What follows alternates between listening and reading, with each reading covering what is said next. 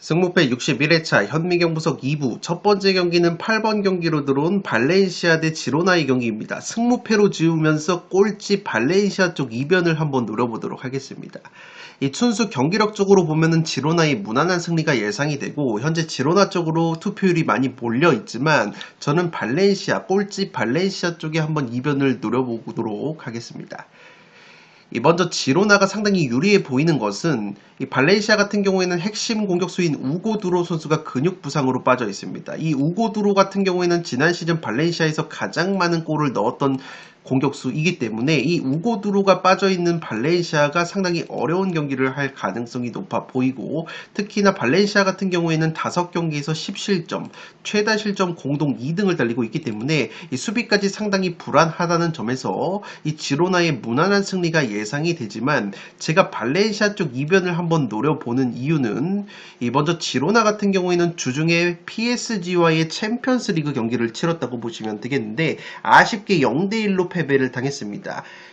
이 0대0 무승부에 가까워지다가 후반 추가 시간에 골키퍼 가자니가 선수의 자책골이 나오면서 아쉽게 0대1로 패배를 당한 이 지로나이기 때문에 경기 내용 자체는 나쁘지가 않았지만, 어쨌든 지로나 같은 경우에는 파리 원정을 다녀왔다는 점에서 이 체력 누수가 상당히 심하다고 보시면 되겠습니다. 이 지로나 같은 경우에는 유럽 대항전, 특히나 챔피언스 리그 무대 경험이 이번이 처음이었기 때문에 유럽 대항전과 라리가 리그 경기를 병행을 함에 있어서 상당히 노하우가 떨어질 수 있는 것이 바로 지로나라고 보시면 되겠습니다.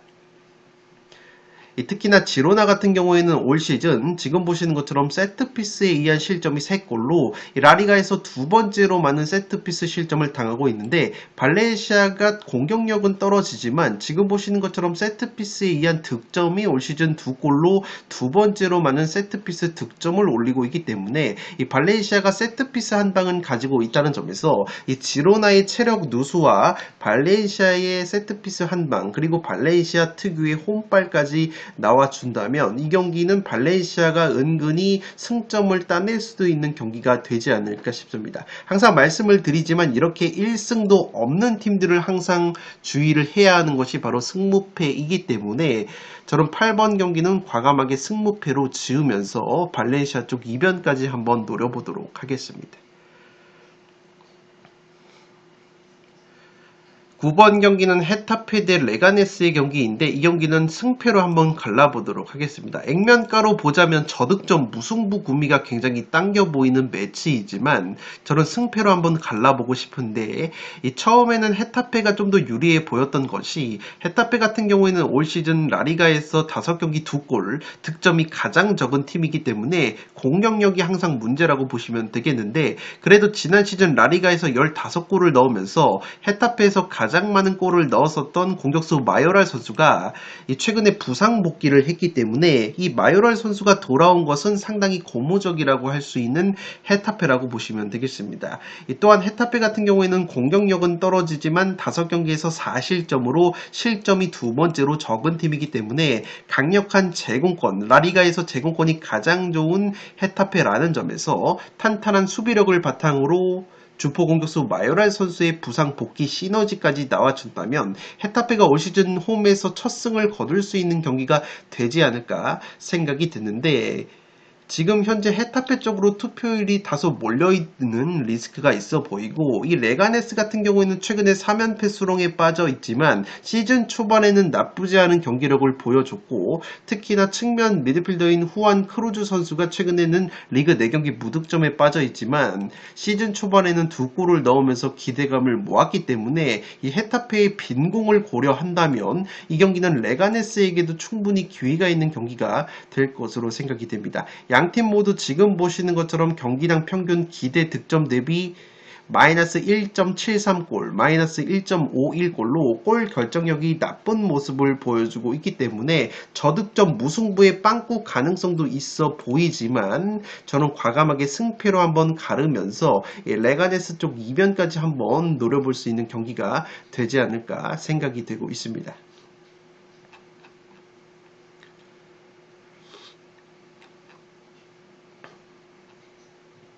10번 경기는 브라이튼 대 노팅엄의 경기인데 이 경기도 단통 무승부로 가면서 이변을 한번 노려보도록 하겠습니다. 현재 홈팀 브라이튼이 정배당을 받았고 브라이튼의 승리 쪽으로 투표율이 몰려있지만 이 노팅엄이 보여주는 최근의 경기력 그리고 양팀의 전술 상성을 고려하면 이 노팅엄 사이드 결과가 나와도 이상하지 않은 매치라고 보시면 되겠습니다. 먼저 브라이튼 같은 경우에는 직전 울버햄튼과의 리그컵 경기 승리를 거뒀지만 이 주중에 리그컵을 치렀기 때문에 체력 누수가 있고 이 노팅엄 같은 경우에는 리그컵을 치르지 않았기 때문에 체력적인 우위가 있다고 보시면 되겠습니다. 특히나 노팅엄 같은 경우에는 직전 리버풀 원정에서 1대0 승리를 거뒀을 정도로 최근에 경기력이 좋은데 이 노팅엄의 강점이 딱 두 개가 있다고 보시면 되겠습니다. 먼저 이번 시즌 세트피스 득점이 2골로 강력한 세트피스 한 방을 보여주고 있는 노팅엄이고 지난 시즌과 마찬가지로 선수비 후 역습에 의한 공격도 상당히 날카로운 모습이 있는 이 노팅엄이기 때문에 기본적으로 점유율을 평균 60% 이상 가져가면서 압박 라인도 상당히 높은 이 브라이튼이라는 점에서 이 노팅엄의 역습 한 방에 실점을 하는 그림이 그려지는 브라이튼이기 때문에 이 브라이튼의 승리만 찍고 넘어가기에는 상당히 껄끄러운 상대가 바로 노팅엄이라고 보시면 되겠습니다. 이 브라이튼 같은 경우에는 지난 승무패 59회차에서 제가 1번 경기 입스위치와의 경기에서 무승부 이변을 추천을 드렸었고 무승부 이변이 적중이 된 바 있는데 당시에 입스위치를 상대로도 이렇게 점유율을 69% 슈팅을 무려 21개나 때렸지만 무득점에 그치면서 0대0 무승부에 그쳤기 때문에 확실히 브라이튼이 골 결정력 난조까지 보여준다면 이 노팅엄이 자랑하는 선수비 후 역습 그리고 강력한 세트피스에 고전을 하면서 어려운 경기를 할 가능성이 있어 보이기 때문에 이 노팅엄의 체력 우위까지 고려해서 10번 경기는 단통 무승부로 가보도록 하겠습니다.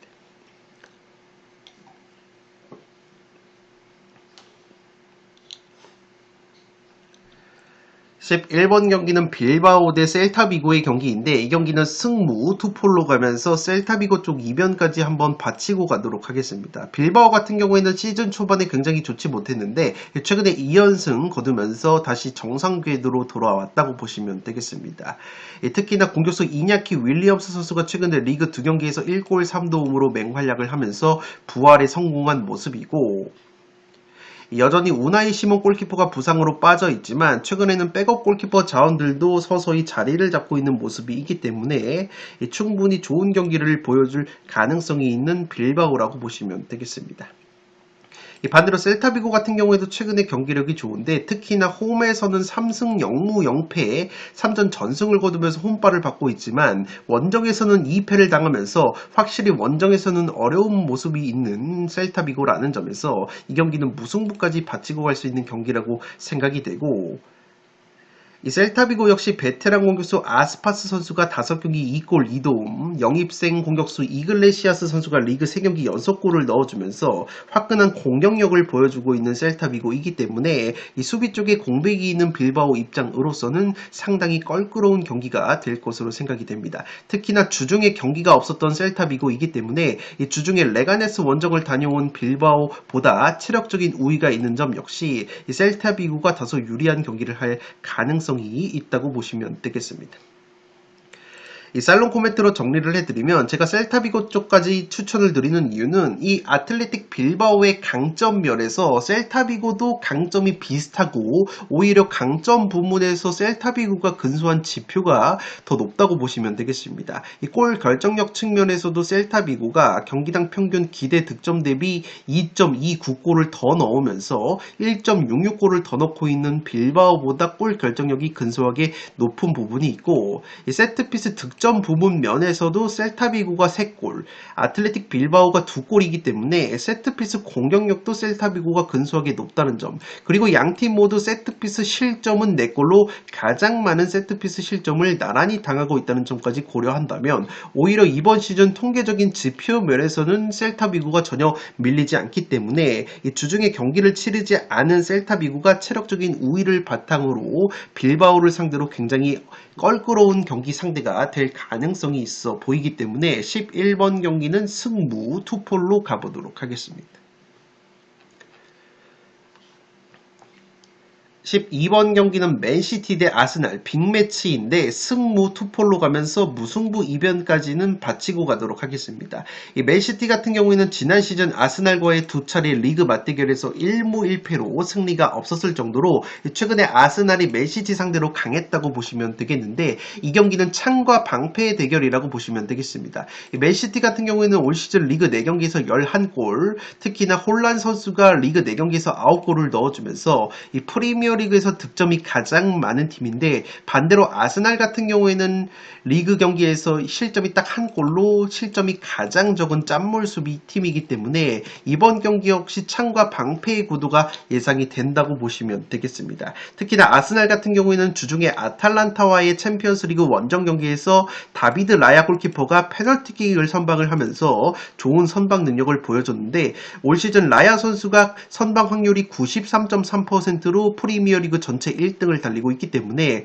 이 짠물 수비의 선봉 역할을 하고 있다고 보시면 되겠고 특히나 아스날의 중앙 수비 듀오인 살리바 선수와 마갈량이스 선수 조합이 최근에 맨시티의 홀란 선수를 굉장히 잘 봉쇄하고 있다고 보시면 되겠습니다. 지난 시즌에도 이렇게 홀란 선수 특유의 뒷공간 돌파를 이 살리바 선수가 몸으로 저지를 하면서 굉장히 공격적인 수비를 통해서 이 살리바 선수와 마갈량이스 선수가 지난 시즌 홀란 선수와의 맞대결에서 이 홀란 선수가 유효 슈팅이 단 한 개도 없었을 정도로 이 아스날의 중앙 수비 콤비인 살리반 선수와 마갈량이스 선수를 상대로 득점을 하는데 상당히 어려움을 겪었었던 홀란 선수이기 때문에 이번에도 아스날 특유의 짠물 수비가 나와준다면 맨시티가 무승부로 부러질 가능성이 있지 않나 싶습니다. 특히나 인테르와의 챔피언스리그 경기에서도 맨시티가 슈팅을 22개나 때렸지만 0대0 무승부에 그쳤고 이 맨시티의 핵심 플레이메이커 케빈 데브라이너 선수가 인테르전에서 타박상을 당했다는 소식이 있기 때문에 만약에 데브라이너 선수까지 결정이 된다면 맨시티가 아스날의 짠물 수비를 뚫어내는 것은 상당히 어려울 수 있는 경기라고 생각이 됩니다. 다만 아스날 같은 경우에도 핵심 미드필더 웨데고르 선수가 빠지면서 확실히 웨데고르 선수의 활동 반경이라고 할 수 있는 오른쪽에서의 측면 콤비네이션이 상당히 죽은 모습이 있고 왼쪽 측면에서는 마르티넬리 선수가 굉장히 골 결정력이 떨어지는 모습을 보여주고 있기 때문에 아스날 역시 맨시티의 수비를 뚫어내기에 어려운 경기라고 본다면 이 경기는 이변이 나온다면 0대0 혹은 1대1 저득점 무승부 구미가 당기는 매치가 되지 않을까 싶습니다. 12번 경기는 승무 투폴로 가보도록 하겠습니다.